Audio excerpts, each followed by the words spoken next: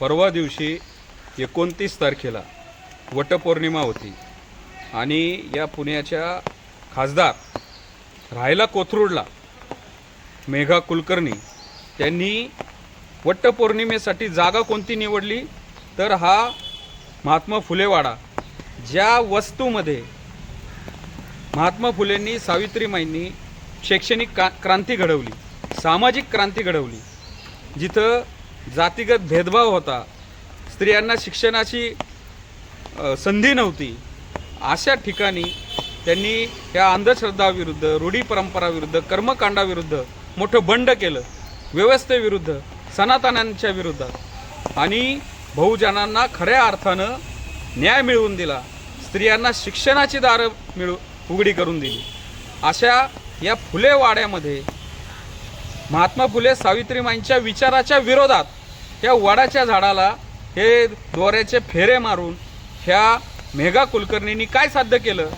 तुम्हाला कोथरूडमध्ये तिथं वडाची झाडं नव्हती का? का इथं जो आम्हाला या आमचं हे ऊर्जास्थळ आहे, आम्हाला महात्मा फुलेंनी सावित्रीमाईंनी सांगितलं आहे बहुजनांना की बहुजन ह्या अंधश्रद्धांच्या कर्मकांडांच्या आहारी चाललेत आणि त्याच्यामुळं त्यांचं आयुष्याची बर्बादी होतीये, ते करू नका, तुम्ही शिक्षणाची कास धरा.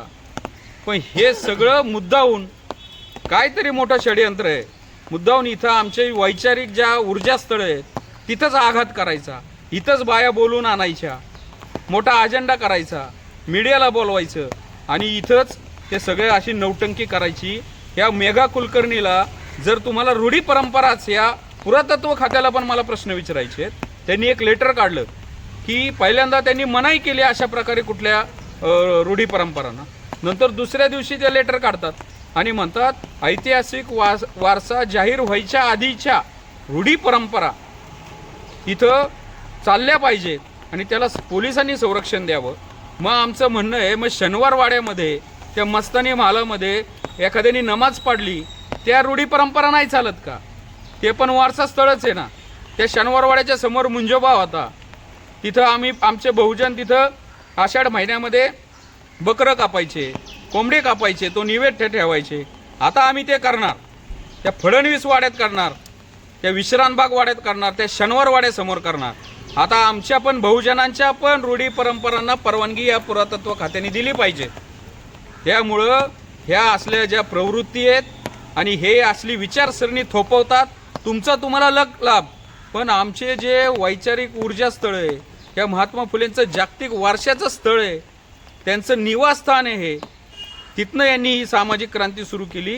तिथं येऊन तुम्ही हे दिवसात ढवळ्या हे असले कर्मकांड करताय, याचा जाहीर निषेध. प्रशासन याच्याकडं ढिंबपणे बघत राहतंय. पुरातत्व खातं अशा प्रकारांना त्यांच्या जबाबदारीवर ही सगळी ऐतिहासिक स्थळे आहेत, अशा प्रकारांना प्रोत्साहन देतंय. पोलीस प्रशासन प्रोत्साहन देतंय का? तर फक्त एका विचारणीचं सरकार आहे म्हणून. त्यामुळं याच्या पुढं आता मोठा संघर्ष होणार. आता आमच्या पण ज्या रूढी परंपरा आहेत आणि बाकीची जे वारसास्थळ आहे तिथं पण त्या रूढी परंपरा आम्ही करून दाखवणार. आम्हाला कोण आडवं येते ते बघू आम्ही आता.